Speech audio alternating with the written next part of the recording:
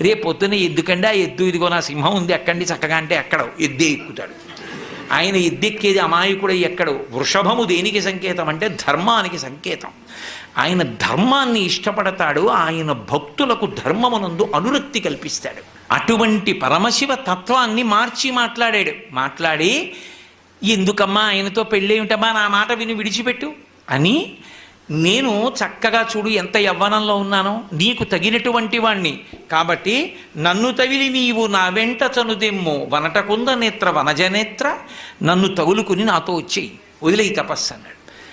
విందావిడ, వీడట బ్రహ్మచారియట, వీనుల పెట్టగరాని మాటలే ఆడుచునున్నవాడు, నమశివాయయుండు ఆడగరాదు.